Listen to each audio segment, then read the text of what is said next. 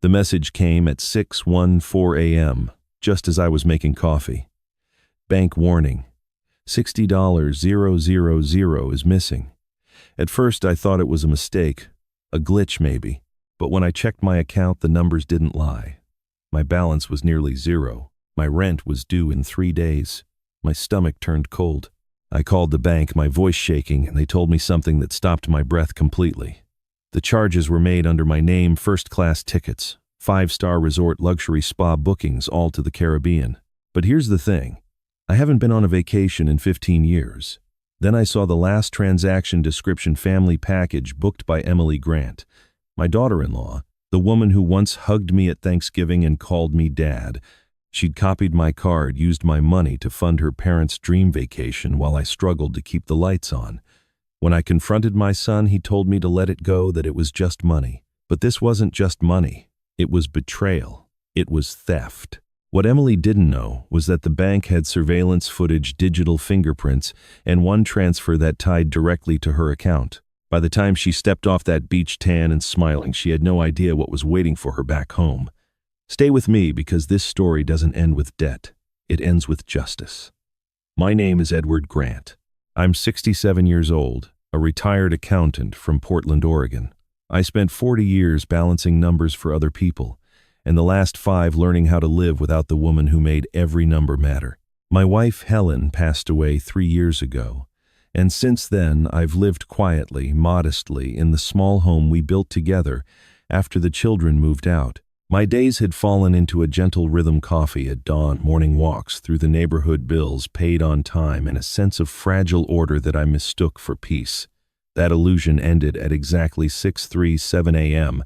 on a gray Tuesday morning when my phone buzzed on the counter beside the coffee pot. The message on the screen made my stomach twist before I even opened it. Bank alert. $60,000 is missing. For a moment I thought it had to be some sort of scam text. $60,000. That was nearly everything Helen and I had saved in our joint account. I pressed the screen to open the message, and it wasn't a scam. It came from my bank. My thumb hesitated above the call button as the coffee burned on the stove. My hands trembled while I dialed the number on the back of my debit card. "This is Edward Grant," I said when a woman's voice answered. "I just received a fraud alert." The woman's tone was calm, rehearsed. "Let me pull up your account, Mr. Grant. Please hold." The hold music was soft piano, the kind they play in funeral homes. I could hear my own breath in the quiet of my kitchen. On the wall, the clock ticked past 6:45. When she returned, her voice had changed slightly. "Mr. Grant, I see the transactions here. They were processed as verified charges. Do you recognize any of these?" I swallowed. What charges? She read them aloud: airfare, luxury resort, deposit, spa package, all tagged under Emerald Shores Caribbean Resort. Each one between $5,000 and $12,000. My pulse hammered in my ears. "No," I said. "I haven't traveled in years. There must be some mistake." She paused again. I could hear the clicking of her keyboard. "According to our system, these charges were authorized through your online banking portal using your credentials." I stared at the computer across the room, its screen still dark from last night. "That's not possible," I whispered. "I live alone. No one else has my information." "Do you use a shared network?" she asked. "Perhaps family members with access," I almost laughed. "Family, my son lives across town. My daughter-in-law, well, she handles her own finances, believe me." I gave a shaky exhale, trying to stay composed. The woman's tone softened. "We'll start a formal investigation. But please know, Mr. Grant, this process can take some time." "How much time?" "Weeks, sometimes months." Weeks. My rent was due in 4 days. I walked to the living room where Helen's framed photo sat on the mantel. She was smiling, her hair caught mid-breeze the way I remembered her best. I'd promised her I'd be careful, that I'd live quietly, keep things simple. I'd done everything right, or so I thought. "Is the account frozen?" I asked. "Yes, sir. For now. But we need to confirm which charges are fraudulent." "All of them," I said firmly. "Every last one." My voice cracked despite my effort to sound calm. The woman hesitated again, then asked, "Do you recall creating a secondary cardholder profile last year? There's a record of that authorization." I frowned. No, I didn't. It lists the card being cloned from your home Wi-Fi network. That usually means someone local accessed your information. I froze. Someone local, she confirmed quietly. Yes, someone with your password or someone inside your home. My mouth went dry. The only people who had been inside my home were Ryan and Emily, my son, and his wife. They visited for dinners every few weeks, mostly because Helen had asked them to before she passed. Lately, though, I'd noticed small things, missing an old photo frame, one of Helen's scarves, even a silver ring she used to wear. I told myself it was grief, making me see ghosts where there were none. But this was real. The woman on the line gave me a reference number for the fraud claim and a list of next steps. I scribbled it down, thanked her mechanically, and hung up. The quiet in the house felt heavier than it ever had before. I sat at the kitchen table, the morning light spilling through the blinds onto the wood surface where Helen and I used to sit with our coffee. $60,000. Gone. My mind began to race through possibilities, hacks, phishing, someone at the bank. But deep down, a sickening thought whispered from somewhere. I didn't want to go. What if it wasn't a stranger? I turned on my computer, opened my account, and saw the transactions in perfect order, each one time-stamped, each one signed, Grant. Whoever had done it hadn't just stolen from me, they'd known exactly what to take, when, and how to make it look legitimate. I leaned back in my chair, my heart pounding as the truth began to settle like a stone in my stomach. The call had ended minutes ago, but her final words still echoed through my mind, hollow and sharp. Sir, she had said before hanging up the card, was cloned from your home Wi-Fi. I barely slept that night after the call from the bank. By morning, I convinced myself there had to be a mistake, some clerical error that would be sorted out once I spoke to the right person. That fragile sense of denial carried me through the next few days until Sunday came, and with it the routine that had once brought me comfort, family dinner. I roasted a chicken, mashed the potatoes the way Helen used to, and set the table for 3. It was supposed to feel normal. It didn't. When the doorbell rang, Emily's voice came first, bright and chirpy, the kind of tone that always felt just a little too polished. "Hi, Dad. Smells amazing in here," she said, stepping inside with a basket of bread wrapped in linen. Her perfume trailed in with her soft floral, familiar in a way that made something twist inside me. Ryan followed behind her, distracted, half-smiling, his phone still in his hand. "Traffic was a nightmare," he said. "You didn't have to cook, Dad." "I wanted to," I said, forcing a smile. "Your mother wouldn't forgive me if I stopped our Sunday dinners." We all sat down, and for a moment, it almost felt like the old days. The conversation flowed easily, at least on the surface. Emily had a way of filling silence with cheerful chatter, as if words themselves could disguise whatever she didn't want seen. "My parents are finally in the Caribbean," she said, her fork clinking softly against her plate. "They earned it, you know. They've been working so hard their whole lives, and now they're finally enjoying themselves. White sand beaches, spa days, the whole thing." She laughed, the sound light but sharp in my ears. The name of the resort echoed in my mind, Emerald Shores. I kept my expression steady, though I could feel the blood draining from my face. "That's nice," I said, my voice calm, maybe too calm. "I've heard that resort is expensive." Emily smiled, tilting her head the way she always did when she wanted to look innocent. "Oh, they got a great deal. Ryan's company had some travel perks, right, honey?" Ryan blinked, caught off guard, then nodded absently. "Yeah, something like that." I wanted to believe. It wanted to let the words settle without suspicion, but they didn't. My eyes drifted to Emily's hands as she reached for her glass. That's when I saw a gold ring on her right hand, plain and elegant with a single diamond chip. My breath caught in my throat. Helen's anniversary ring. I recognized it instantly. I'd given it to her after our 10th year of marriage, and she'd worn it almost every day since. It had gone missing from her jewelry box last winter, and I'd searched the house for weeks. "That's a beautiful ring," I said, watching her face. She looked down as though she'd only just noticed it. "Oh, this old thing. Found it in one of the drawers when we helped you clean out the garage. Remember, I thought it was costume jewelry." She laughed, but her eyes didn't meet mine. I nodded, pretending to believe her, even as my stomach turned. Then I noticed the earrings, small pearls with gold rims. Helen's. She'd worn them every Easter. Emily reached up to adjust one completely unaware of or indifferent to my gaze. "You always look so elegant," I said softly. "Reminds me of someone." "Well," she said, smiling, "I do love classic styles. You and Helen had great taste." Ryan chuckled faintly, not realizing the ice under the surface. "She's always saying that, Dad. About Mom's jewelry and clothes." I forced a smile, though I could feel a chill spreading through me. Helen's jewelry, her scent, even the way Emily tilted her head. It was as if she'd studied her. I poured myself another glass of water just to keep my hands busy. "I suppose imitation is a form of flattery," I said, my tone lighter than I felt. "Of course it is," Emily said quickly. "Helen was such a classy woman. I only hope I can live up to that someday." I nodded slowly. "Yes," I said. She certainly was. Dinner went on, and I listened to Emily talk about redecorating their house, her yoga studio, her parents' trip. Ryan added the occasional comment, but I could tell he wasn't really listening either. He'd always been the quieter one, the kind to avoid confrontation.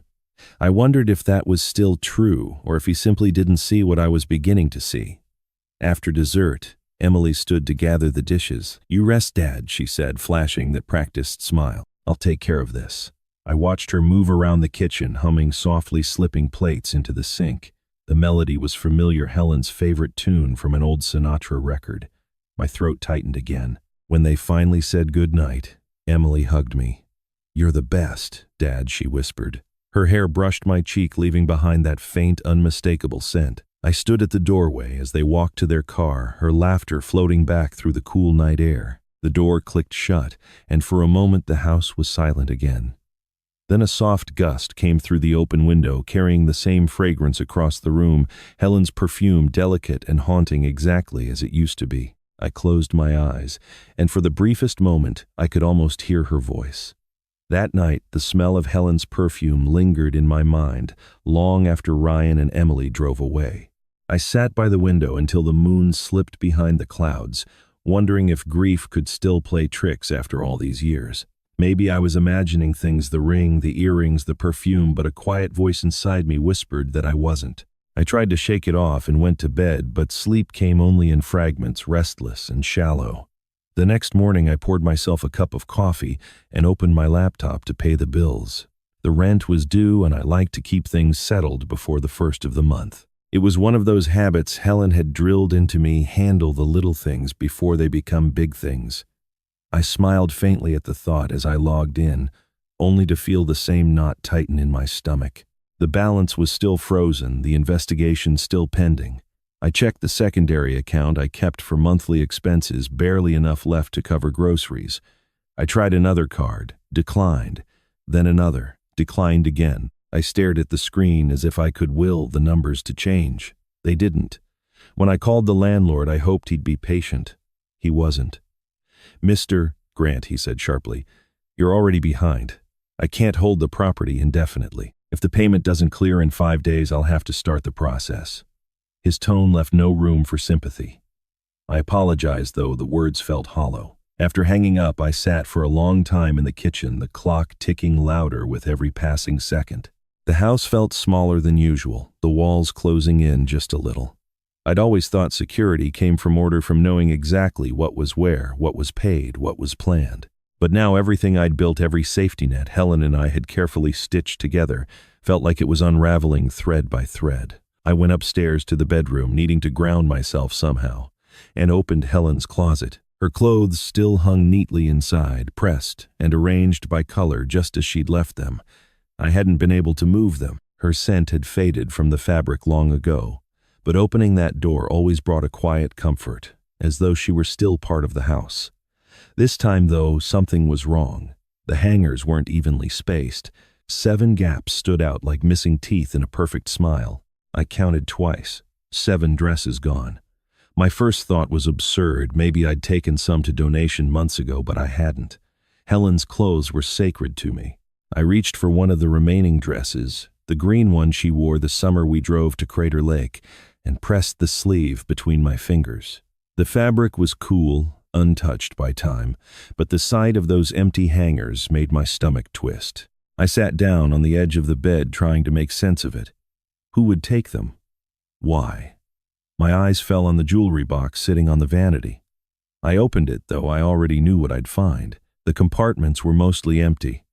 Helen's pearls, her ring, all gone. I remembered Emily at dinner the night before, the ring on her hand, the earrings, the perfume. I wanted to believe it was coincidence, but the pieces were forming a pattern too cruel to ignore. The next day I stopped by Ryan's house unannounced. I told myself I was just dropping off a box of old photos for him, but the truth was I wanted to see her. When she opened the door, sunlight spilled across her shoulder and I froze. She was wearing a soft blue dress, floral, modest, familiar. Helen's. I recognized it instantly. She had paired it with a pearl necklace, not the same one as the earrings, but close enough to make my throat tighten. "Dad," she said brightly, as if nothing was wrong. "You should have called. Come in. Come in." I stepped inside, my eyes following the way. The dress swayed around her knees. "That's a lovely dress," I said carefully. "Vintage." "Oh, this," she said, brushing the fabric lightly. "Found it at a boutique downtown." "Isn't it, darling?" I smiled faintly, though my pulse had begun to pound. "Darling," I repeated. My voice didn't sound like mine. Ryan came in from the kitchen looking distracted. "Hey, Dad," he said, "I was just about to call you. Everything okay?" "Just dropping something off," I said, setting the photo box on the table. "You two seem settled." "Trying to be," he said with a weak smile. "You know how life is. Busy." "Yes," I said, my eyes still fixed on Emily. "Busy." She met my gaze for a moment, then looked away, her fingers brushing the hem of the dress. The silence stretched long enough for her to notice it too. "You look tired, Dad," she said softly. "You should take care of yourself." I nodded. "I try." When I returned home, the air felt colder, as if the house itself knew something had shifted. I walked to the safe in the study, Helen's safe, the one she'd insisted on keeping even after we retired. She used to say, "A woman's secrets should stay where no one can guess." I spun the dial, opened the door, and reached for the envelope where she'd kept her handwritten passwords for everything: banking, insurance, savings. The envelope was gone. In its place lay another smaller one, unsealed, completely empty. Across the top corner, a faint mark of lipstick curved in red. I stood there, staring at it, my pulse loud in my ears. Helen never wore red lipstick. The lipstick mark on that empty envelope haunted me for days. It wasn't Helen's color, and it wasn't something left by accident. Whoever had opened that safe wanted me to find it. I kept turning it over in my hands, hoping some trace of explanation might rise from the paper, but there was only the faint scent of roses, too familiar to ignore. I knew I couldn't keep guessing. I needed someone who understood how people lied with money. That's when I thought of Martha Cole. Martha and I had worked together 20 years earlier when she handled internal audits for a corporate case my firm managed. She had since retired from the FBI and now consulted on financial fraud cases. Helen had always liked her, said she was one of the few people who looked you straight in the eye and meant what she said. I hadn't called her in over a decade, but when her calm, steady voice answered on the third ring, I felt something in me unclench. "Martha?" "It's Ed Grant," I said. "I think someone close to me stole from my account." She didn't respond with sympathy, only silence and the sound of typing. "How much?" "60,000. And the bank? They say it was authorized through my account. Caribbean resort, airfare, the works." Another pause. "All right," she said. "Let's start with the basics. Do you still have the same home network you used back in the day?" I told her I did. She asked for permission to run a trace, then promised to call back in an hour. I paced the kitchen the entire time, the clock ticking loud enough to feel like judgment. When she finally called back, her tone had sharpened. "Ed, the clone was made using your home IP address. Someone had physical access to your Wi-Fi." My throat went dry. "You mean someone in my house? Or someone who's been there recently?" she said. "Do you have visitors often?" "Only my son and his wife," I said quietly. "They were here a few nights ago." "Do they know your network password?" I hesitated. "Ryan helped me set it up last year. Emily uses it when she visits." Martha sighed softly. "Then we might have a lead." She explained how cloning worked, how someone could duplicate a card by accessing data through a compromised device on a shared network. I followed most of it, though the technical jargon blurred around the edges. What I understood was simpler: the thief had to be close. "If it's who I think it is," I said, "I need proof." "Then let me find it." The next afternoon, Martha arrived at my house. She was in her early 60s now, her hair silver at the edges, but her eyes were as sharp as I remembered. She carried a slim laptop bag and a quiet authority that made me feel both safe and nervous. I led her to the study. She spent the next hour scanning my network logs, her fingers moving quickly over the keyboard. "Your system's clean now," she said finally. "But it wasn't 2 weeks ago. Whoever accessed it used a spoofing device. It logged in under your credentials, then deleted itself. Can you trace it to an extent?" she said. "The digital fingerprint leads back to your neighborhood, your exact IP. They didn't need to break in. They were already here." I sat back, stunned. "Do you want to see something worse?" she asked, pulling a flash drive from her pocket. A contact at the bank owed me a favor. I had her pull nearby ATM footage for the withdrawal times. She slid the drive into her laptop and turned the screen toward me. The video was grainy but clear enough. A woman approached an ATM just 3 blocks from my house. She wore a dark coat, her hair tucked neatly under a scarf.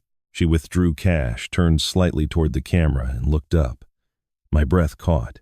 Even through the low resolution, I recognized the coat, the faded gray wool, with a missing button near the collar. Helen's coat. I'd donated it months after she passed, unable to bear seeing it in the closet anymore. Now here it was on another woman's shoulders. Martha froze the frame. "Does she look familiar?" she asked. The woman's head tilted just enough for the streetlight to catch her face. It wasn't a stranger. It was Emily. My pulse roared in my ears. I wanted to deny it, to blame the poor quality of the footage, but there was no mistaking that face or the confident way she moved. "Are you sure?" I asked, though I already knew. "Yes," Martha said softly. She knew exactly what she was doing. "The withdrawals match your missing funds down to the minute." I leaned forward, staring at the screen, my mouth dry. "Why?" I whispered. "Why would she do this?" "Because she thought she could get away with it," Martha replied. "People like her always believe they're the smartest in the room, but arrogance leaves traces." She shut the laptop and looked at me directly. "You said she calls you Dad. That's her mask. She's been studying you, learning what makes you trust her." I felt my stomach turn. "What do I do?" Martha's voice lowered, calm and certain. "You want the truth, Ed. Make her hang herself with her own lies." Martha's words echoed in my mind long after she left. Make her hang herself with her own lies. I spent that night sitting in my study, staring at the laptop screen. The paused image of Emily at the ATM still burned into my mind. Every instinct in me wanted to confront her, to shout, to demand why she would do such a thing, but Martha had been right. Anger would only warn her. If Emily truly believed I was too blind or too kind to see the truth, then that would be the rope she'd use to tie her own noose. The next morning, I typed a short message on my phone, my hands trembling slightly over the keys. "Thank you for paying my bills, Emily. I didn't realize you'd helped out with the account. I really appreciate it." My thumb hovered over the send button for a long moment. It felt wrong, humiliating, even to pretend gratitude toward the person who had gutted my savings. But I pressed send anyway. Within minutes, the reply came. "Of course, Dad, you don't have to thank me. I just wanted to make sure everything was handled. You know I'd never let you struggle." The casual tone, the way she wrapped deceit in warmth, made my stomach turn.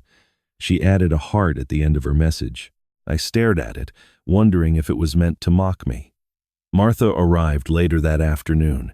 She carried her laptop and a calmness that steadied me. "How'd she take the bait?" she asked, settling into the chair across from me. I handed her my phone. She read the exchange and nodded approvingly.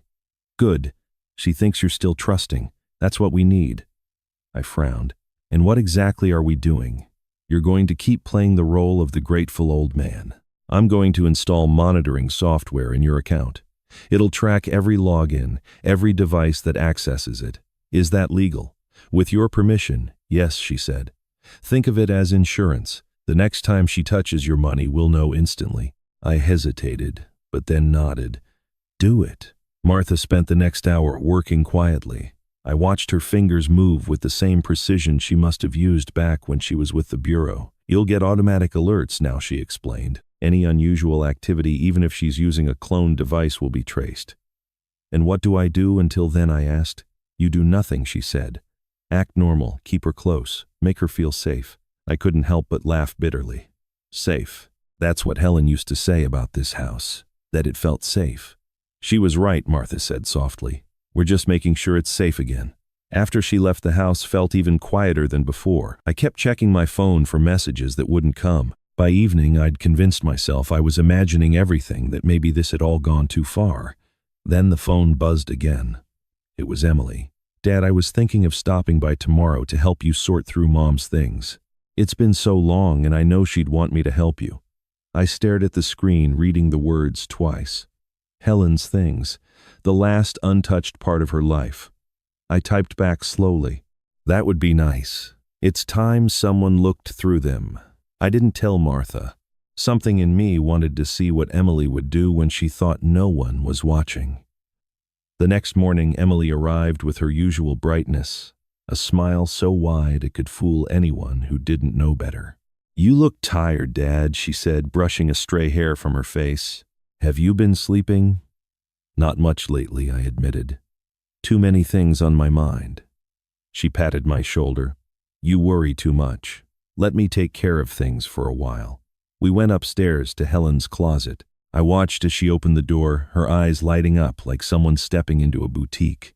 She ran her fingers along the dresses, humming softly. These are beautiful, she said. It's such a shame they're just sitting here. Helen had good taste, I said, my voice steady. She kept everything clean, organized.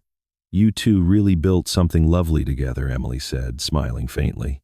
You know Ryan and I want that someday. Stability, legacy. I watched her carefully, wondering if she hurt herself. Legacy can be expensive, I said. Oh, I don't know, she said lightly. With the right planning, it practically pays for itself. The words made my stomach turn, but I smiled anyway. After she left that afternoon, the house was quiet again. I sat at my desk, scrolling through my email, trying to distract myself, when a new message appeared at the top of the inbox.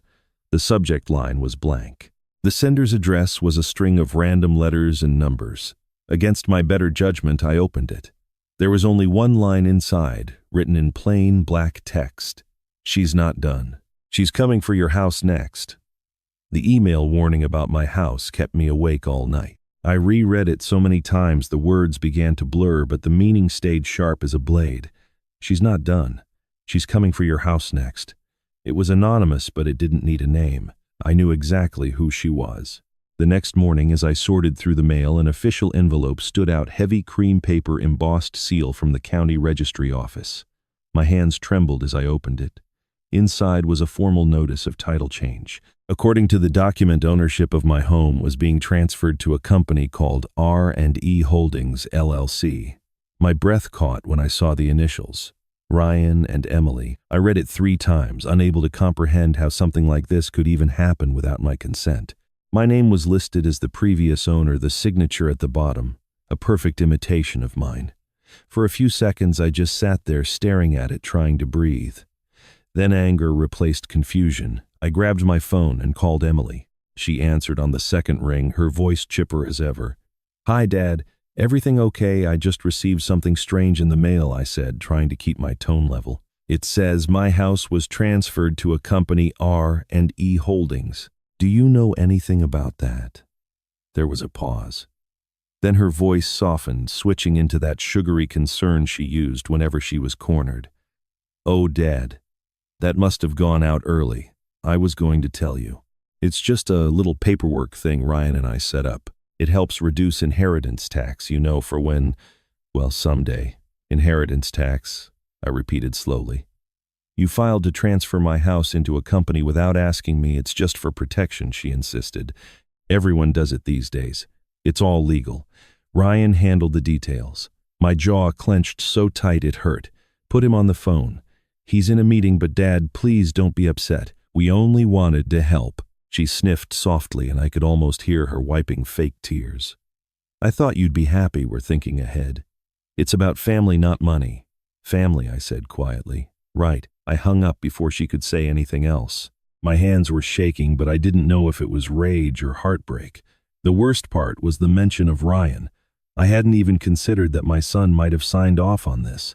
I called Martha. She picked up immediately. You sound like someone who's just been punched, she said. Worse, I replied. I just got an official notice that my house has been transferred to something called R&E Holdings. There was a pause, then the sound of keys tapping rapidly. Send me a photo of the document, she said. I snapped a picture and forwarded it to her. 5 minutes later, she called back. Ed, this isn't just a scam notice. It's a legitimate filing with the county registrar. Someone submitted the transfer electronically using a verified notary signature. Can you trace it? Give me a minute. I heard her typing again, the faint hum of her computer. All right, she said finally. I'm looking at the metadata attached to the filing. Whoever uploaded it did so from a personal device. The IP address traces to your son's office. I froze. Ryan, yes, she said carefully. The submission came from his laptop 8 weeks ago. 8 weeks, I whispered. That was before any of this even started. Not before she said. It started then. You just didn't see it. I sank into my chair, the edges of my vision blurring. I thought back to 8 weeks ago, Ryan coming over with Emily, helping me update my Wi-Fi offering to organize my documents. I remembered thanking him, proud of how responsible he seemed. I'd told Helen's picture afterward that she'd have been proud of him. Now that memory felt poisoned. There's more, Martha said. The notary signature used for the transfer, it's valid. But the ID provided for you was a copy of your driver's license photo scanned from an old insurance file. Someone inside your circle has access to everything. That would be Emily, I said bitterly. She's been inside this house, inside my computer, inside my life. Martha's tone softened. We can prove this, Ed, but you'll have to stay calm. Don't confront them yet. Calm, I laughed, though it sounded nothing like laughter. My son stole my house. You don't know that for sure, she said, but we both knew she was wrong. I ended the call and went back to my computer. My heart pounded as I pulled up the document Martha had sent back to me, the scanned file of the deed. It looked perfect. The signature was clean, identical to mine. And for a brief second I thought maybe I really was losing my mind. Maybe I'd somehow agreed to this and forgotten. But then I noticed something in the file, details a small line of text that read, uploaded by Ryan Grant, device laptop RG02. The timestamp was from exactly 8 weeks ago. I stared at it until the numbers blurred my hands, trembling over the mouse. I didn't want to believe it. My own son.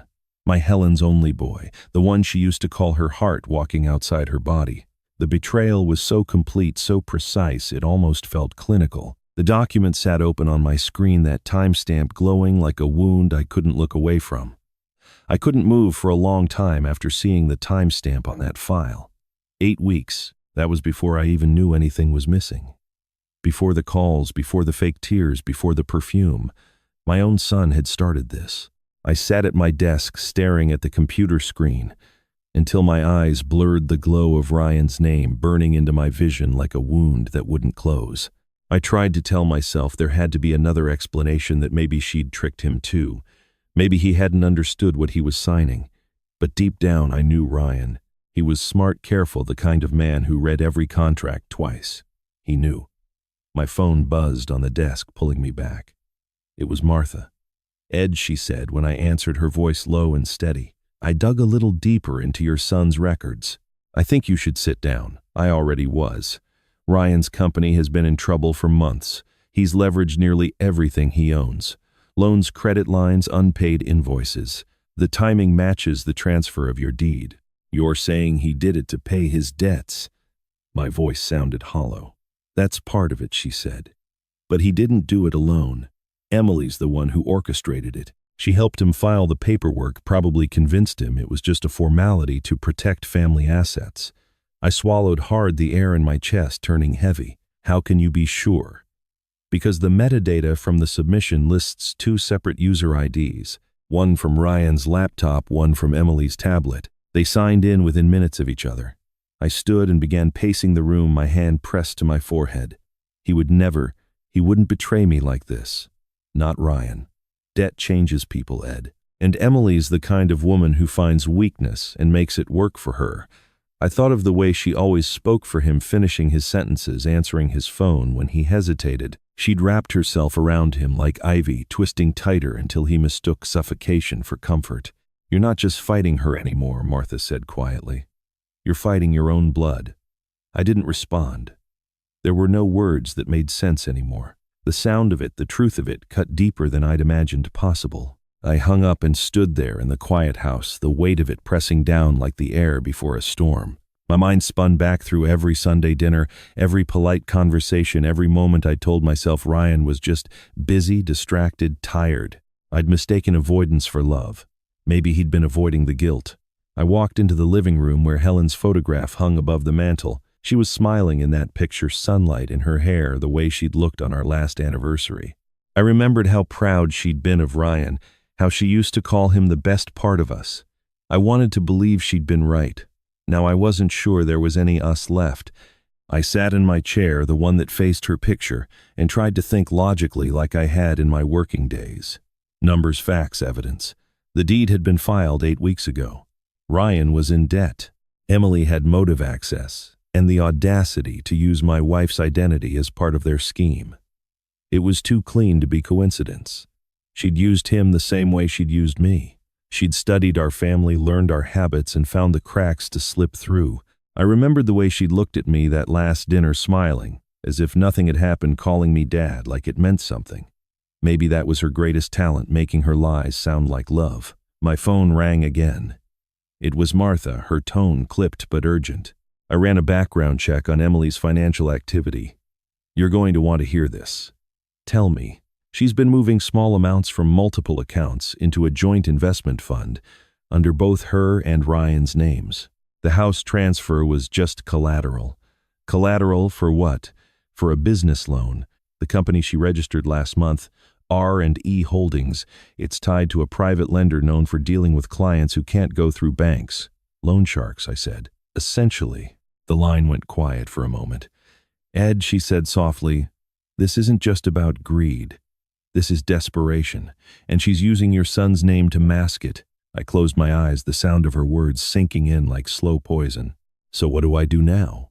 We find proof, Martha said. And when we have it, you make them answer for every lie. After we hung up, I stayed in that chair for a long time, the silence stretching until it felt alive. I thought about calling Ryan, demanding the truth, but I couldn't bear to hear him lie to me. Not yet. Not until I had something he couldn't explain away. My gaze drifted back to Helen's photograph. The edges of the frame caught the light, casting a faint shadow across her smile. They forged your name, Helen, I whispered. My voice cracked the sound, barely reaching the room. But I'll bring your truth. I spent the next few days in silence, thinking about what Martha had said about Ryan, about how easily everything I'd built had been turned into someone else's leverage. But the worst part wasn't losing money or property. It was realizing how little I knew my own son.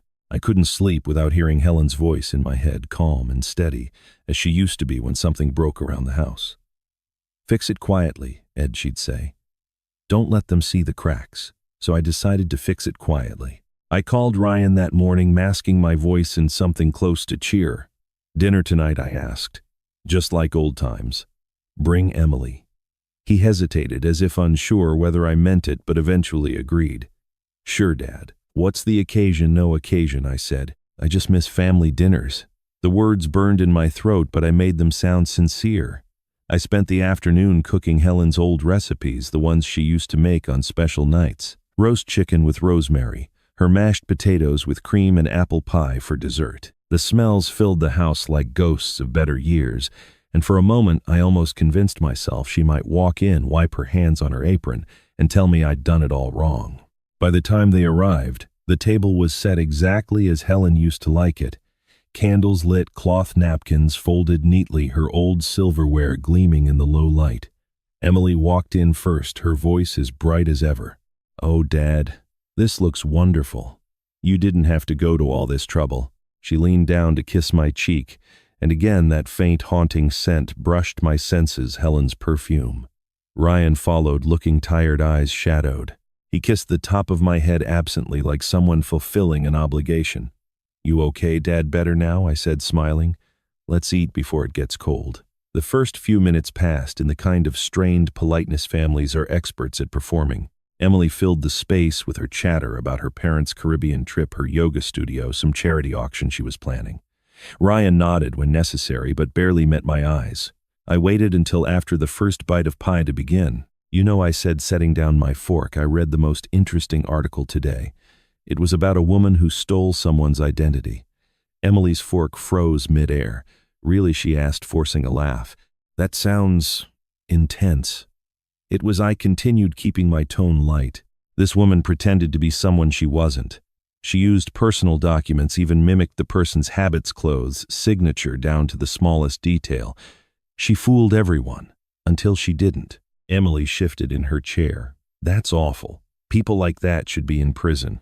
Oh, I agree, I said, looking directly at her. Identity theft is such a cruel thing, especially when the person they're imitating can't defend themselves. The woman in the article even wore the victim's jewelry, said it made her feel powerful. Emily's smile faltered just slightly. I can't imagine why anyone would do that. Neither can I said softly. But people will do anything when they think no one's watching. I saw Ryan glance at her, confused by her sudden quiet. Dad, he said gently, maybe let's not talk about crime over dinner. It's a little heavy. I smiled, sipping my wine. You're right. It's just fascinating how far some people will go to pretend they're someone else. Emily forced a laugh too high-pitched and reached for her glass. Speaking of pretending, she said, quickly, have you thought more about that family trust idea we mentioned? I know it's boring stuff, but it could really help with taxes.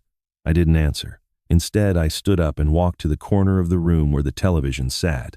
Speaking of boring stuff, I said lightly, I've been trying to set up this new streaming service. I think I messed something up. Mind if I test it? Ryan frowned. Now, just a minute, I said. I pressed the remote and the screen flickered to life. The grainy black and white footage appeared a woman at an ATM, her coat collar pulled up, hair tucked under a scarf. The faint image of her face turned toward the camera for a split second before I pressed the button again, and the screen went dark.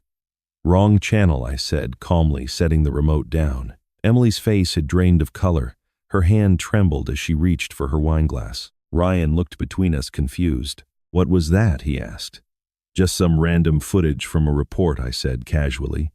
Guess I hit the wrong file. That didn't look random, Emily said quietly, her voice tight. Really? I asked, feigning innocence. Funny how our minds see what they expect. She gave a brittle laugh and stood. Well, this was lovely, Dad. We should do it again soon. We will, I said. Next time, maybe I'll show you the end of that story. She blinked, unsure how to respond. I smiled, steady, polite, the way Helen used to when she wanted someone to know she'd caught them in a lie but wasn't ready to say it out loud. As they walked to the door, I watched their silhouettes fade into the night, and the scent of Helen's perfume drifted after them like a ghost refusing to leave. After that dinner, I thought the silence between us might last a few days, maybe a week. But the very next morning, Ryan showed up at my door unannounced. He didn't even knock, just walked in like it was still his home. His expression was tight, his jaw set in that way I used to recognize from his teenage years, when guilt had nowhere to hide behind excuses. Dad, we need to talk, he said. The way he said it made it clear that we wasn't really plural. Emily followed behind him, her tone soft and fragile. We were really uncomfortable last night, she began. That story you told about identity theft, it felt like an attack. It wasn't a story, I said quietly. It was a warning. Ryan's brow furrowed. A warning about what? About people who lie, I said. People who take what isn't theirs and pretend they're doing it for love. He took a deep breath and looked away. Emily told me you've been saying some strange things lately, accusing her of stealing, of spying. Dad, this isn't you. Isn't me. I laughed softly, but it sounded hollow. You think I don't see it, Ryan? You think I can't tell when someone's playing me? She's not playing you, he snapped. She's trying to help. You've been off since Mom passed. We're all seeing it. Emily reached for his hand and squeezed it gently, tears already forming at the corners of her eyes. Your dad just can't move on, she whispered. He's grieving. That's all this is. I stared at her, at the way she looked up at Ryan with trembling lips and wet lashes, performing her part like she'd rehearsed it. For a moment, I almost admired her composure. She was the kind of liar who believed her own lies. Move on, I said, my voice low. You mean, forget her jewelry. You wear her perfume. You steal her name. You've dragged through this house. Dad, Ryan's voice rose sharp. That's enough. You're crossing a line. I turned toward him, the words spilling out before I could stop them. You crossed it first. You signed away my home. He blinked his face, draining of color. "What are you talking about? Don't lie to me," I said. "I've seen the documents. The transfer, the metadata, your signature. You and Emily filed them together." For a split second I saw the truth flicker behind his eyes, the recognition, the guilt, but it vanished as quickly as it appeared. "You've been talking to someone," he said carefully. "Who? The bank? A lawyer? Or that old friend you mentioned? What's her name?" Martha Emily's tone turned gentle, soothing. "Ryan, please. He's just confused." "He doesn't mean it." "Confused," I repeated. "Do you even hear yourselves?" I looked between them, searching for even a flicker of remorse. There was none. Emily leaned her head on Ryan's shoulder, and in that moment she looked victorious. "You're both adults," I said, finally, my voice breaking. "I'm not going to beg you to be decent. We're not the problem," Ryan said. "You are. You're paranoid. You've been imagining things since Mom died." I stared at him, stunned. My own son, the boy who once cried when he broke his mother's vase, now stood before me defending a woman who'd stolen everything sacred from her memory. I could feel something inside me collapse. There was nothing left to say. I turned away, my hands shaking, and walked toward the door. "Dad, don't leave like this," Ryan called after me. I didn't answer. If I'd turned around, he might have seen the tears I refused to let him witness. I stepped outside, the cold air hitting me like a wall. The sky was overcast, heavy and low, the kind of gray that swallowed sound. I walked down the path toward the street, hearing their voices fade behind me. For a long time, I just stood there on the sidewalk, staring at nothing, feeling smaller than I'd ever felt in my life. Betrayal has a sound. It's the silence between words that should have meant something. My phone buzzed in my pocket, startling me. I pulled it out, expecting another empty apology or excuse. Instead, it was Martha. "Ed, are you somewhere private?" she asked. "I'm outside," I said. My voice was rough even to my own ears. "Why?" "Because I've been tracing where your missing funds went. I finally found the connection." "Tell me." There was a pause. "Her father's travel company, the one that booked the Caribbean trip. It's not just a family business. It's a shell company. They've been laundering your money through it." I closed my eyes, trying to process it. And Ryan, the silence stretched long enough for me to dread the answer. "Ryan's name is in it too, Ed. On the accounts, the transfers, everything." I didn't say a word. I just stood there on the edge of the driveway, the wind tugging at my coat, the world suddenly unfamiliar. My son's name, my son's choice, and somewhere deep down a part of me broke for good. I stood on the porch long after Martha's call ended, the cold air biting through my coat, trying to make sense of what she had just told me. My son's name tied to a laundering scheme, Helen's savings funneled through a fake travel company. I'd thought betrayal had a limit, a line you couldn't cross with family. I was wrong. The next morning, Martha came over. She didn't knock, just stepped inside the way. Only someone who had already seen the worst parts of your life can. She placed her laptop bag on the table and got straight to work. "The company is called Sunmar Travel," she said. "On paper, it's a legitimate travel agency owned by Emily's father, Richard Marlowe. In practice, it's a shell operation." She opened a folder full of spreadsheets and scanned invoices. Fake clients, fake packages, even fake hotel partners. They move small sums through hundreds of accounts, washing the money until it looks clean. "And my money?" I asked, quietly. "Yours was just one of many deposits. The Caribbean trip was a cover transaction, a fake purchase, with a real withdrawal." I rubbed my temples, trying to absorb it all. "How much are we talking about? Just from the records I've seen, roughly $200,000 has passed through in the last 6 months. I stared at her. "That's not possible. I didn't have that kind of money." "No," she said. "But your name did. They used your clean record to legitimize their transfers." My stomach sank. "So I'm part of it. On paper, I'm one of them." "For now," Martha said. "But we can fix that." She pulled up another document on her screen, a summary of transactions tied to R&E Holdings. I recognized the initials immediately. "That's the company that took my house." She nodded. I cross-checked it with Sunmar Travel's ledger. "Guess who else is on the payroll?" I didn't want to ask. "Ryan," she said. "Listed as a consultant. He's received regular transfers every 2 weeks, labeled as commission for stock transfers. They've been moving money to him through the travel company since the same week your deed was filed." My hands clenched against the table. "He's being paid to sell what doesn't belong to him. More accurately, she said he's being paid to make it look like he's selling legitimate assets. Sunmar's been passing off stolen funds as business profits. They use family members to make it look personal vacations, inheritances, investments. It keeps the authorities from looking too closely. Because it looks domestic, I said bitterly.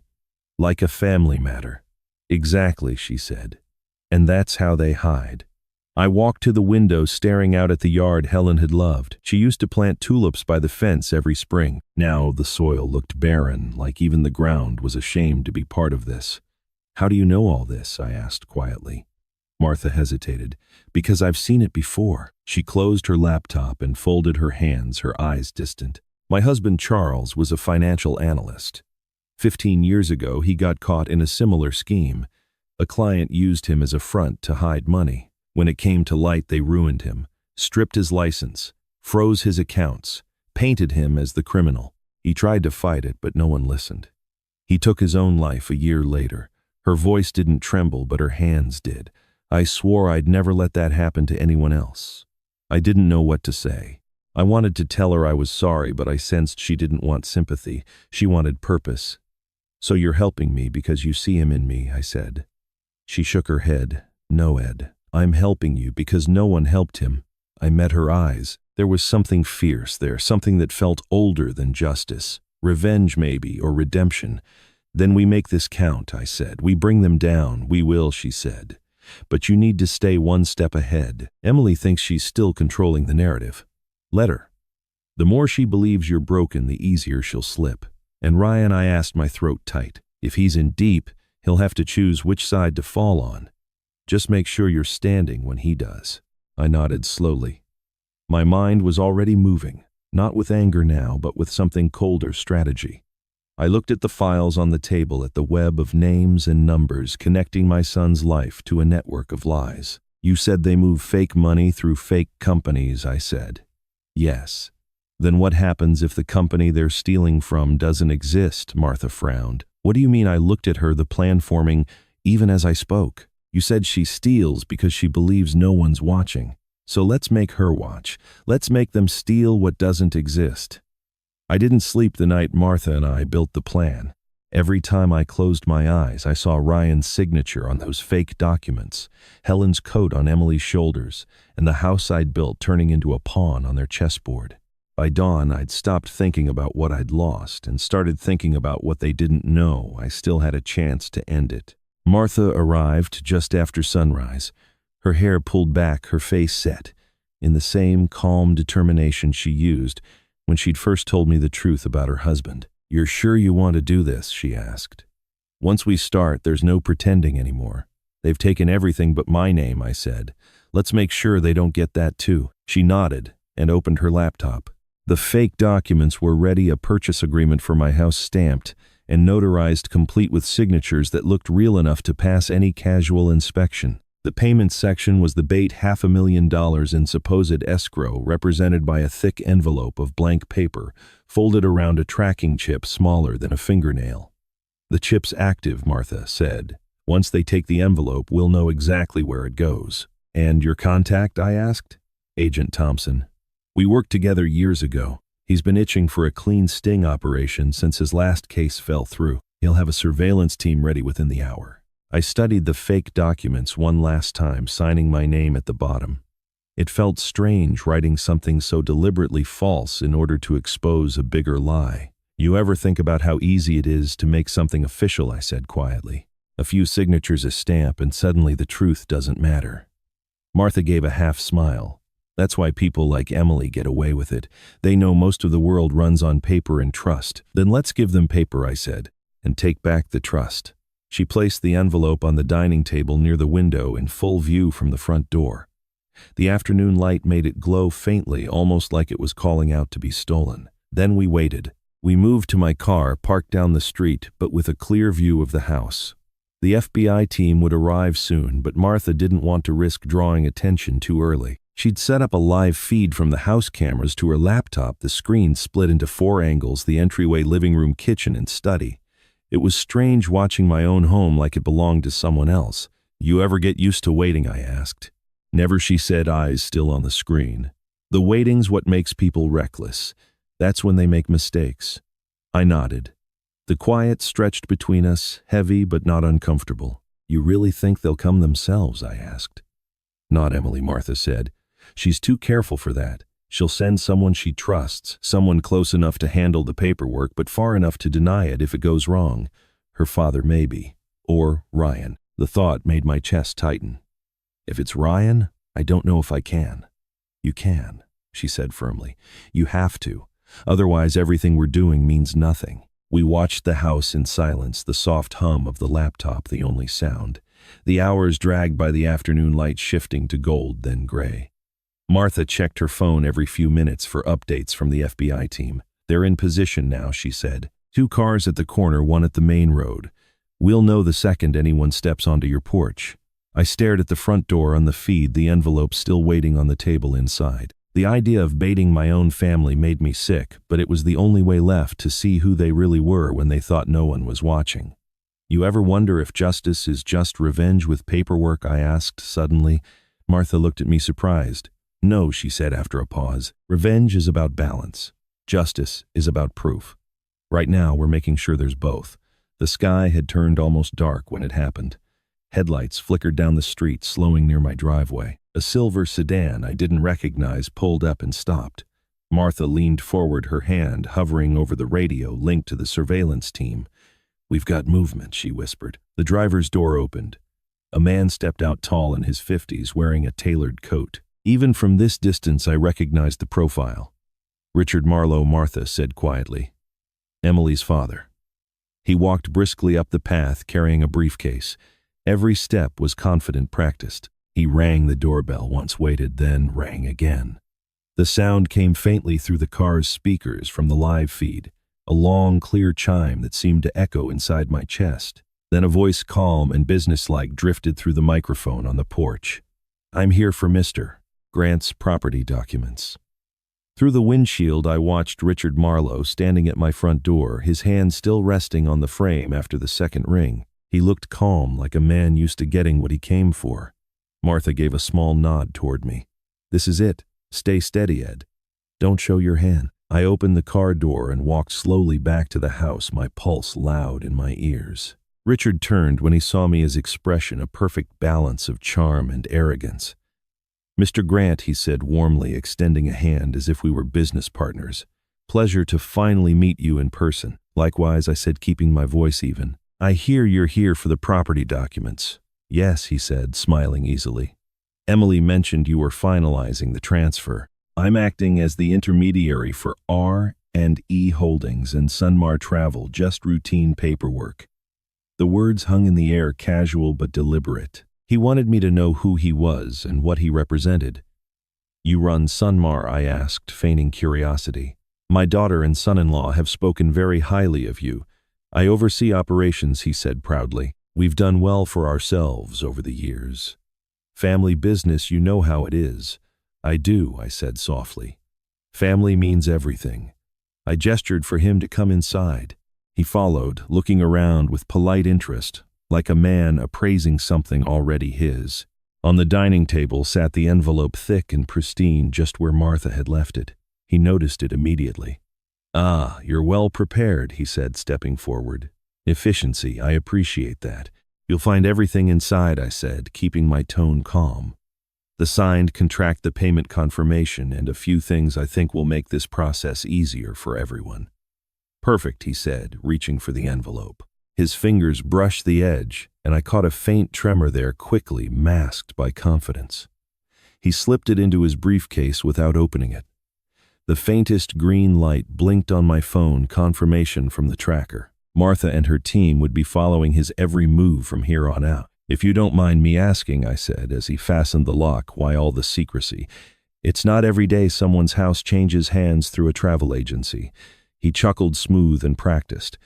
You'd be surprised how often that happens with complex estates. Sunmar has a discreet clientele. Privacy is our currency. So is honesty, I said quietly. He didn't react, just gave a courteous nod. Well, we'll make sure your transition is smooth, Mr. Grant. You won't have to worry about a thing. I already don't, I said. I trust you'll take good care of what's inside. He smiled again, missing the edge in my voice. Of course. He turned to leave. As he reached the door, I added, "Oh, and Richard." He paused, hand on the knob. "Yes, tell Emily I hope she's enjoying the Caribbean. She's earned it." Something flickered in his eyes. Surprise, maybe even fear. But he recovered quickly and stepped outside. I closed the door behind him and stood still, listening as his footsteps faded down the path. Through the window, I watched him get into the silver sedan briefcase on the passenger seat. The car rolled slowly away from the curb and disappeared around the corner. A few seconds later, Martha's voice crackled over the earpiece she'd left me. "Tracker's live. He's moving east toward the interstate. Team's following." I let out a breath I hadn't realized I'd been holding. The house was silent again, but it didn't feel empty this time. It felt like something had shifted, like the air itself understood that the balance of power was starting to tilt. I walked to the window and looked out at the fading light, the trees bending in the wind. "Now the game begins," I whispered. My phone buzzed, startling me. It wasn't Martha. The number flashing on the screen was international.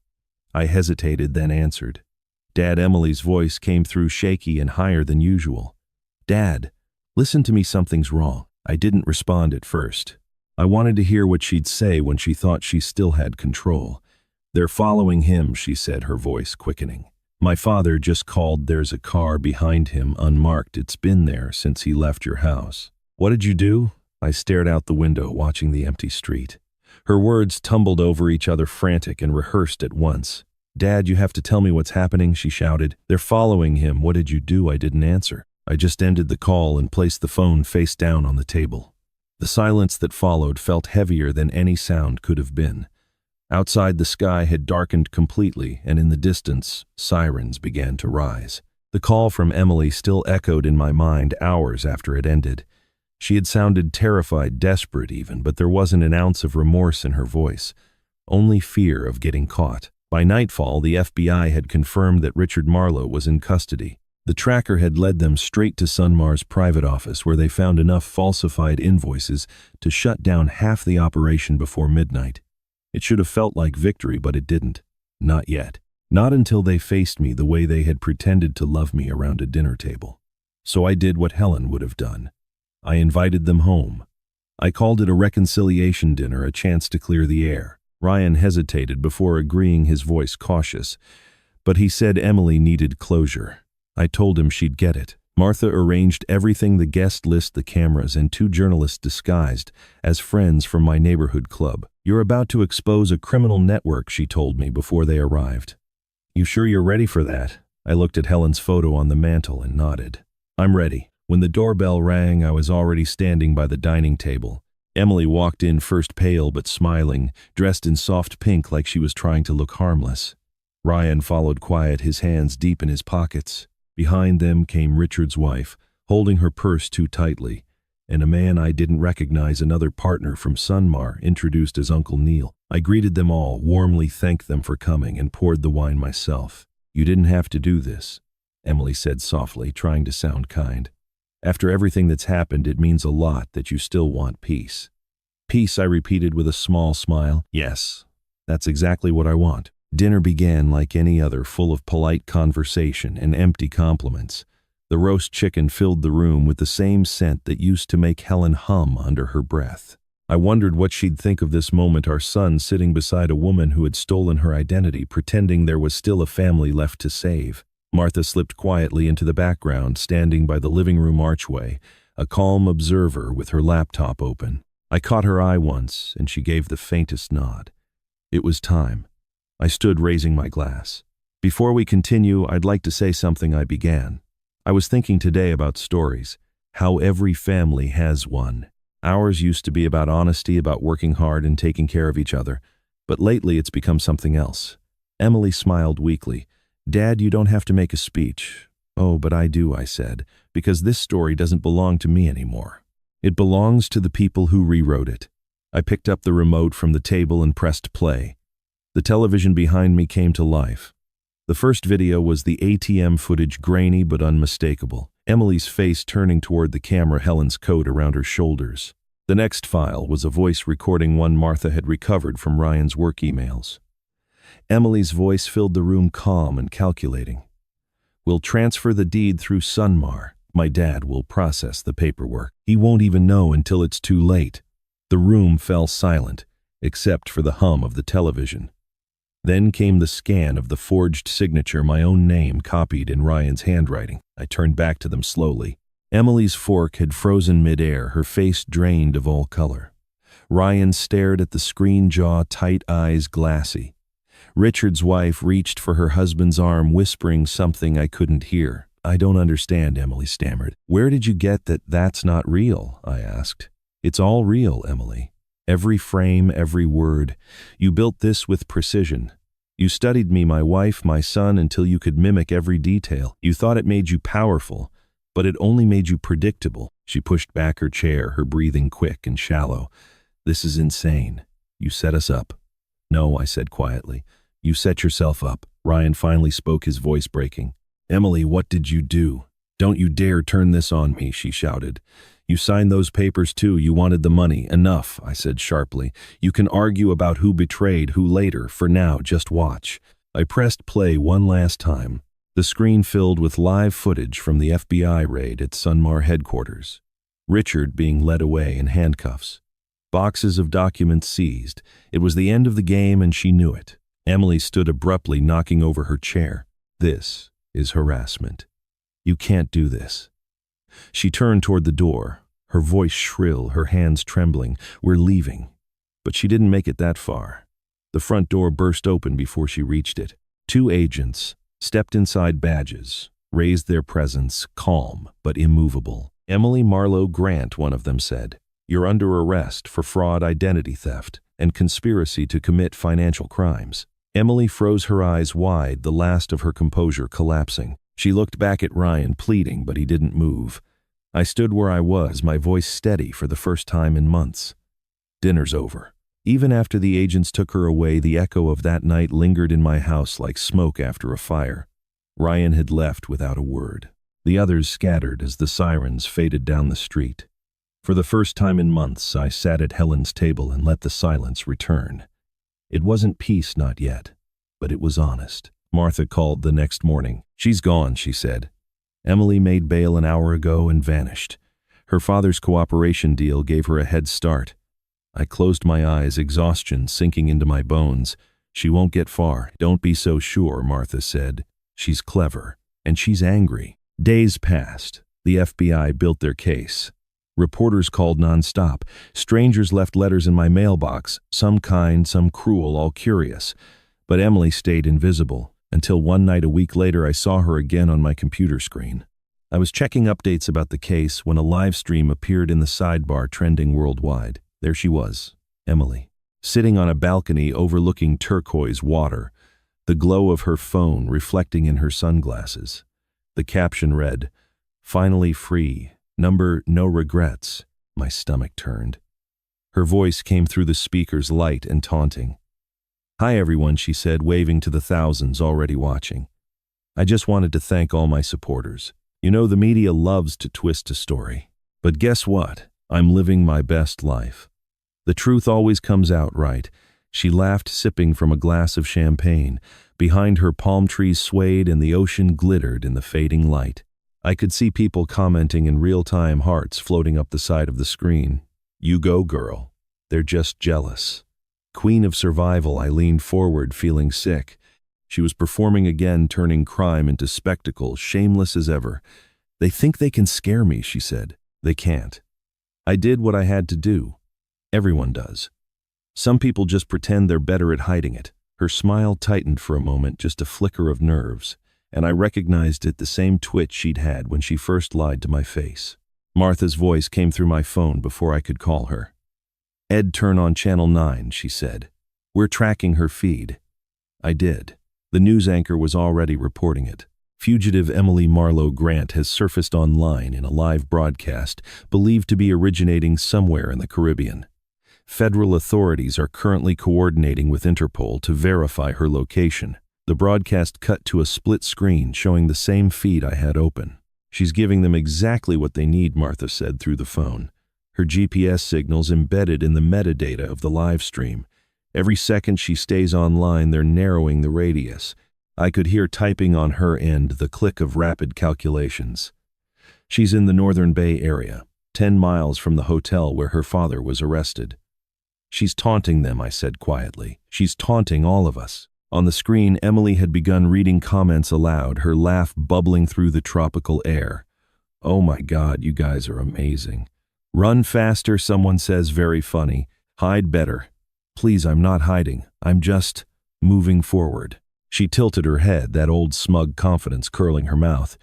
You can't cage someone who refuses to feel guilty. I watched her pause, scanning her phone, her eyes flicking over the incoming flood of messages. Her expression shifted, slightly puzzled. What's that supposed to mean? She said, frowning. Look behind you. She laughed it off at first, shaking her head. Nice try, Internet. But then more comments appeared one after another, repeating the same phrase. Look behind you. Behind you, Emily. Turn around. The sound of the ocean faded under the rising hum of the audience reacting in real time. I saw her brows draw together, confusion giving way to unease. She turned her head, slightly glancing over her shoulder. The reflection in her sunglasses caught something, a shadow movement. What she began, but the sentence never finished. The camera jolted as she dropped the phone. For a brief second, the screen tilted upward, capturing the open balcony door behind her and the figures stepping through 4 officers in dark uniforms, their badges glinting in the sun. One reached forward, speaking words the microphone couldn't catch. Then the feed froze. The final frame showed her face wide-eyed and speechless before the screen went black. I sat there staring at my own reflection in the dark monitor, the sound of the ocean still echoing faintly from the speakers. For the first time in months, I felt something close to stillness. Not joy, not even relief, just the quiet certainty that justice at last had caught up. It was strange how quiet the world felt after Emily's arrest. The headlines had screamed for days, Harris behind bars fraud family empire exposed. But when the noise finally faded, what remained was silence. I thought I'd feel vindicated.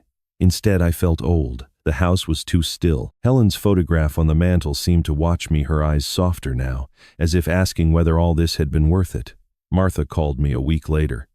She wants to see you, she said. I didn't have to ask who. The bureau signed off on it. She's being held at county detention until the trial. Why me, I asked. Because she thinks you're the only one who can still help her. I almost said no, but something inside me, maybe the same stubbornness that kept me alive through all this, told me I had to go. Closure isn't about peace. It's about finishing what was started. The visitation room was colder than I expected. The walls were pale gray, the lighting harsh, the air stale with disinfectant and regret. Emily sat on the other side of the glass wearing a plain orange jumpsuit that made her look smaller, somehow younger. When she saw me, she forced a smile, but her eyes betrayed her. For the first time, she didn't look like she was performing. Dad, she said softly through the phone receiver. I didn't correct her this time. You wanted to see me, I said. Why? Her hands trembled slightly as she gripped the phone. Please help my parents. They're old. They didn't know what I was doing. They just signed what I gave them. That's not true, I said. Your father ran the shell company. Your mother falsified the invoices. They knew exactly what they were doing. Tears welled up in her eyes. I made them do it, she said. They were scared of losing everything. Please, Ed. She caught herself realizing for the first time that she didn't have the right to call me that anymore. Please, she said again, her voice breaking. I studied her face, searching for something real, something honest. For the first time, I saw fear, not the kind that comes from being caught, but the kind that comes from finally understanding what it means to be cornered by your own choices. I'll help them, I said slowly, but only if you tell the whole truth. No half-truths, no excuses. You name every person involved, every account, every lie. She hesitated. And if I do, then maybe, I said, the people who still have a soul left in this mess will get to keep it. She nodded, wiping her eyes with the sleeve of her jumpsuit. Okay, she whispered. Okay. Martha was waiting in the hall outside. I told her what had happened, and she nodded once, no surprise in her face. If she's ready to talk, we'll make it official, she said. I'll have her write it down under oath. The next morning, we returned to the detention center. This time we sat in a small interview room with a single metal table. Emily was already there, a folder and pen in front of her. The guard stood by the door. Martha placed a recorder on the table but didn't turn it on. You're going to write everything she said. Names, dates, transactions, and motives. No theatrics. If you lie, we'll know. Emily nodded, her expression flat. I understand. She started to write. The sound of pen on paper filled the room, steady and deliberate. Every few minutes she paused, swallowed, and continued. I sat across from her, watching the words form. Sometimes her hand shook when she wrote a name. Other times she pressed so hard the pen nearly tore the paper. She wrote for nearly 2 hours. When she finished, her face was pale and streaked with tears. She slid the pages toward Martha without looking up. It's all there, she said hoarsely. Everything. Martha scanned the first page, then flipped through the rest. You left nothing out. No. You're sure? Yes, Emily whispered. I want my parents to be okay. I looked at her for a long moment. You spent years pretending to be someone you weren't, I said quietly. Now you finally are who you've been hiding from. She didn't respond. Martha stood and gathered the papers carefully into her folder. We'll submit this to the bureau tonight, she said. If it checks out the plea deal for her parents, we'll move forward. Emily looked up at me one last time. You'll keep your word if you've told the truth, I said. Then yes. As the guards led her away, she turned once, her eyes hollow but calm. I wondered if in some small way she felt the relief that comes with surrendering to what can't be undone. Outside, Martha and I walked toward her car. The sun was setting the light soft and gold across the parking lot. She held the folder against her chest as if guarding something fragile. That's it, she said. Everything we needed. The bureau will have the warrants by morning. You think she told the whole truth? I asked. Martha gave a half smile. I think she told enough of it to damn the rest. She looked down at the folder in her hands, then back at me. That confession, she said quietly, just became Exhibit A. The courthouse smelled faintly of varnish and coffee, that mix of bureaucracy and nerves I'd known all my working life, but never from this side of the bench. The rows of polished wood and the whisper of turning papers made everything feel smaller, quieter, as if justice itself preferred to speak in low tones. Martha sat beside me, her posture calm, the folder containing Emily's confession resting between us. The hearing wasn't long, just one in a series of proceedings, but it was the only one that truly mattered. Today wasn't about money or property or legal terminology. It was about truth spoken aloud, where everyone could hear it. The clerk called the session to order. Emily entered wearing a pale gray suit that hung loose around her shoulders. She looked thinner, her confidence stripped away, but not her pride. Behind her, her parents followed their faces, pale, their eyes down. Ryan was already seated near the witness stand. When he saw me, he nodded a small acknowledgement that felt both heavy and fragile. The judge, a woman with the kind of authority that came from patience, began the session. We're here to review the submission of Exhibit A, she said. The written confession of Emily Marlowe Grant. The prosecutor stood reading aloud portions of the document. Each word was like a small hammer striking the hollow space where my trust used to be. Emily's voice lived on those pages, calm and calculated, admitting to everything: how she'd cloned my card, forged my signature, manipulated Ryan into transferring the house, and used her parents' company to wash the money clean. She had even written a line at the end that caught my breath when I first read it. He believed in love. I believed in leverage. I thought that was the same thing. The judge listened expressionless. The reporters scribbled. Emily stared at the table, unmoving. When the reading ended, the prosecutor turned toward the witness stand. We call Ryan Grant. He stood slowly, his shoulders tense, but his step steady. He looked older than his 38 years, the kind of age that comes not from time, but from consequence. When he took the oath, his voice cracked on the word truth. He sat down, clasping his hands together to keep them from shaking. Mr. Grant, the prosecutor began, you're here voluntarily. Yes. And you understand that your testimony may implicate you in this case. Yes, he said again, but it's time. She nodded. Then tell the court what you know. Ryan looked toward me before he spoke, his eyes filled with something that looked like shame and something else, resolve maybe. My wife asked me to sign documents I didn't read, he said. I told myself it was just for tax purposes, something she and her father understood better than I did. But the truth is, I knew what it was. I just didn't want to face it. I was drowning in debt, and she offered me a way out. I let her convince me that what we were doing didn't hurt anyone. But it did. It hurt my father. His voice trembled. I betrayed his trust, and I betrayed my mother's memory. The words hung in the room heavy and raw. Emily's head turned slightly as if she wanted to interrupt, but Ryan kept speaking. I used to think my father was obsessed with control.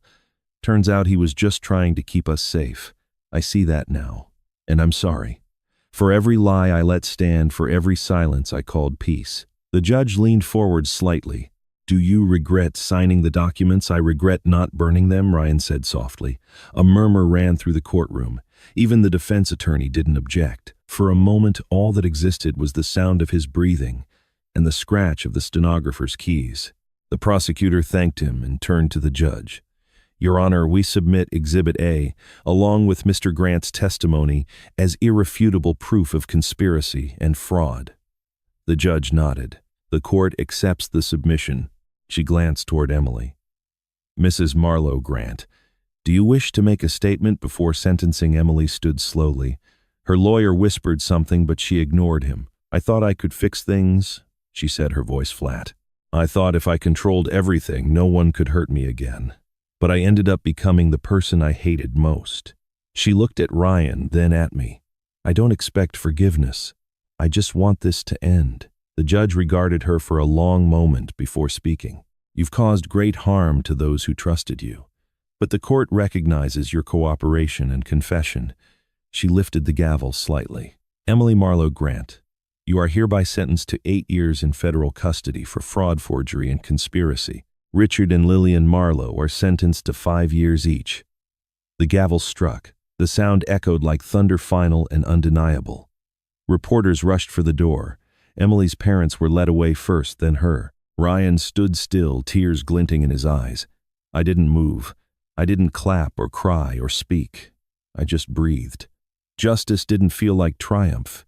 It felt like stillness after a storm. As the courtroom emptied, Ryan approached me slowly. Dad, he said, voice breaking, I don't expect you to ever forgive me. I just needed to say I'm sorry. I studied him, the man he had become, the boy Helen had loved so fiercely. You don't need to say it, I said quietly. You need to live it. He nodded, tears spilling freely now. I will. Martha appeared beside me, her folder in hand. It's over, she said. For them, maybe, I replied. For us, it's the start of rebuilding. We stepped into the hall, the light outside sharp and cold after hours under fluorescent glare. My lawyer approached, an older man with kind eyes. Mr. Grant, he said, handing me an envelope sealed in wax. This was found in your wife's safe deposit box. She left instructions to give it to you only when the time was right. I frowned, turning it over. On the front, in Helen's familiar handwriting, were the words, open only when truly betrayed.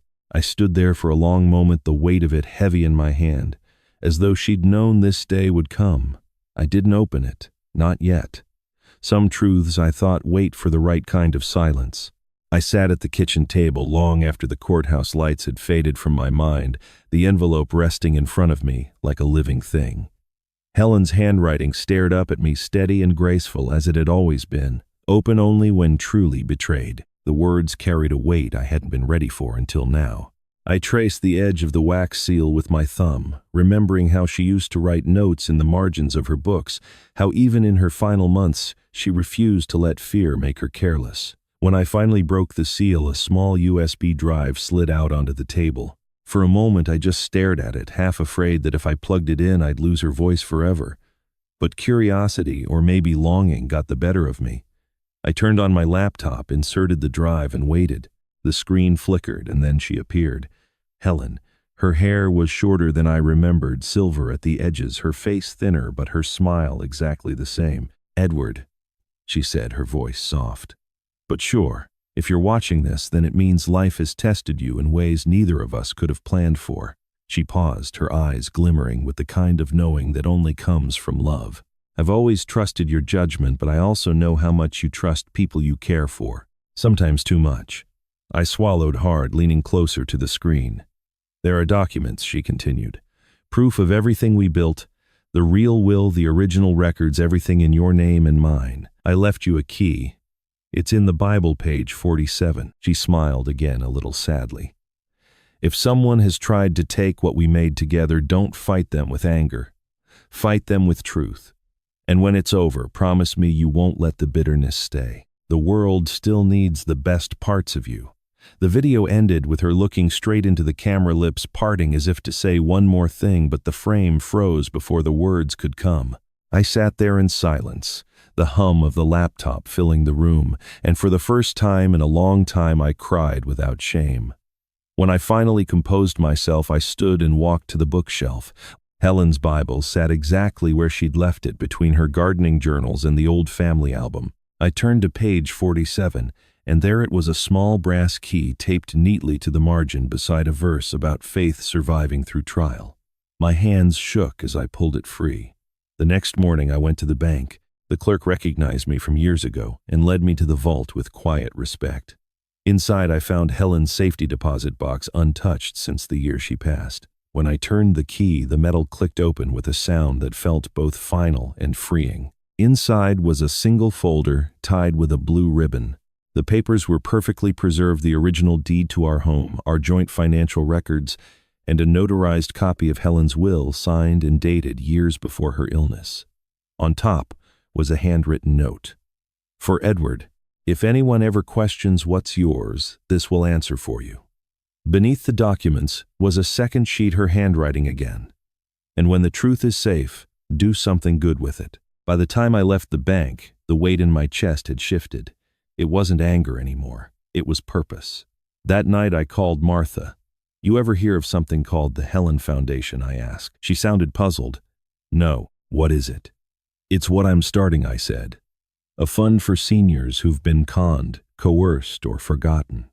People like me. People like your husband." There was a long pause on the line. When she finally spoke, her voice trembled just slightly. "You think she'd like that?" "I don't think," I said. "I know."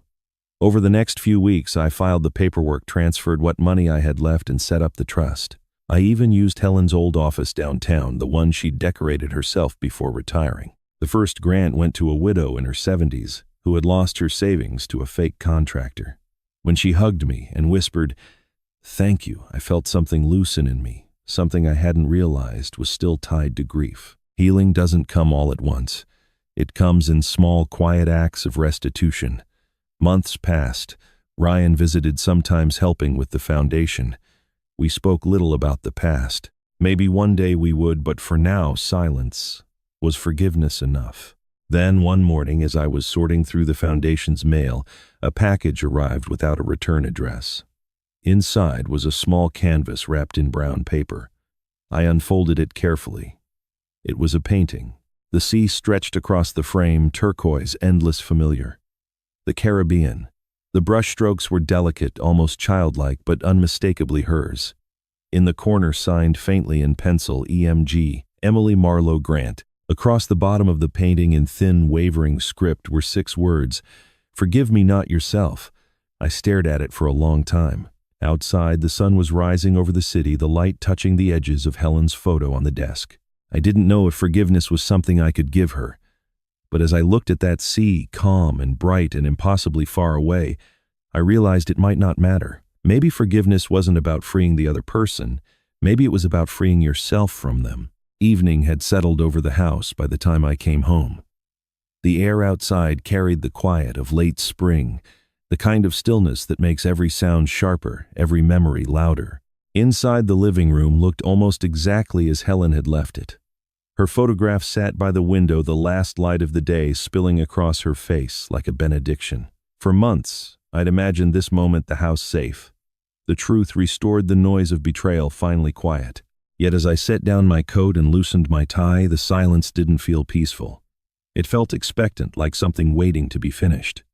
I poured myself a cup of coffee and sat by the desk. The Helen Foundation had officially opened that morning, and the first volunteers had already started visiting our office downtown. There was a kind of pride in that, not the loud kind that demands applause, but the quiet kind that comes from knowing you've turned pain into something useful. I thought Helen would have liked that. The computer hummed softly when I powered it on. I'd intended to check the foundation's donation reports, maybe send Martha an update about the next campaign, but before I could, an email notification appeared in the corner of the screen. No subject preview, just the address, Emily Grant _2027, at protonmail.com. For a moment, I thought it had to be a mistake. The name glared back at me, impossible and yet all too familiar. My first instinct was to delete it. I even moved the cursor toward the trash icon. But curiosity, the same dangerous spark that had gotten me into this mess months ago, stopped me. I clicked it open. The subject line was simple: "You didn't find everything." My pulse kicked hard in my throat. I read the body once, then again, slower. "There's one account you missed. Check wire transfer #4470. Sleep tight." That was it. No signature, no attachment. Just the kind of message meant to unsettle, to twist the knife in a wound that had barely begun to heal. For a long moment I sat staring at the screen, waiting for logic to catch up with the unease crawling down my spine. Then I opened my banking records. My account history stretched back decades, every transaction accounted for, every figure precise. I scrolled through the archive, searching for the number. When I found it, my hand went cold on the mouse. Wire transfer #4470. Outgoing $250,000, destination Cayman Islands, offshore bank. The date stopped me. It was the exact day Helen had died.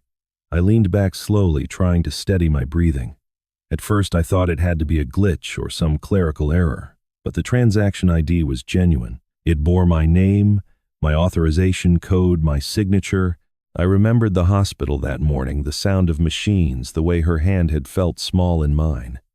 I hadn't touched a computer all day. I hadn't even been home. I clicked on the details, hoping for an answer that would make sense. Instead, I found an attached note buried deep in the metadata, one line of text logged by the bank system. Authorization E. Grant Sr. That was my name. And yet something about it wasn't mine. The senior, I'd never used that suffix. It was what the bank had added automatically when they opened Ryan's trust years ago. I felt a chill move through me. Ryan had access once back when we'd managed the joint accounts after Helen's illness. Could it have been him? No, it didn't fit. The transfer had gone unnoticed through months of investigation, even by the FBI. That meant someone knew exactly where to hide it. I stared at the numbers again. $250,000. Enough to build a foundation. Enough to destroy one, too. Outside, the light dimmed further, the last of the sunset retreating behind the trees. I looked at Helen's picture again. The glow from the computer screen cast faint reflections across the glass, making her eyes seem alive for a moment, full of quiet warning. My phone buzzed once, an automatic alert from the security system. Motion detected office window, 8:42 p.m. I glanced toward the window but saw nothing, only my own reflection. I exhaled the breath, trembling more than I wanted to admit. I turned back to the monitor and clicked Trace Transaction. The screen loaded slowly, a small spinning wheel that seemed to mock me. When the details finally appeared, I saw the bank name again, Cayman International Holdings, and beneath it the recipient field. It wasn't blank. It read Beneficiary, the Helen Foundation Account Setup Fund. My stomach dropped. Either someone had created a fake foundation in her name, or someone inside mine had rerouted money to mimic it. The timestamp blinked faintly, 2:14 p.m. The hour Helen's heart monitor had gone silent. The screen flickered once, then again. For an instant, it looked as though a new message was forming in the corner, but before I could read it, the monitor went black. The soft hum of the computer stopped. In the reflection of the dark screen, I could still see myself sitting there motionless, the faint outline of Helen's portrait glowing behind me in the fading light. Somewhere in the house, a clock ticked, once steady and patient, as if counting down to something I didn't yet understand. Every story begins with a choice, and mine began with silence. The silence of trusting the wrong people, the silence of believing love could not turn into betrayal. But if you have followed me to this point, you know that truth has its own rhythm. It always finds a way to be heard, even when buried under lies and loss. I once thought revenge was the only form of justice left to me. But standing here now, surrounded by the echoes of everything that happened, I understand something Helen tried to teach me long ago. Peace isn't found in punishment. It's found in what we do with what remains. The Helen Foundation continues to grow, helping those who, like me, once believed they were too old to start it again. And maybe that is the real ending. Not the arrests, not the courtroom, not the confession, but the rebuilding that comes after. If my story moved you, if you've ever been betrayed by someone you loved, or lost something you thought you could never reclaim, tell me in the comments below. Share where you're watching from and let others know they're not alone. Stories like ours remind the world that strength doesn't fade with age, it deepens. Subscribe for more family revenge stories and tell me what justice means to you. Because sometimes the greatest revenge isn't vengeance at all, it's survival.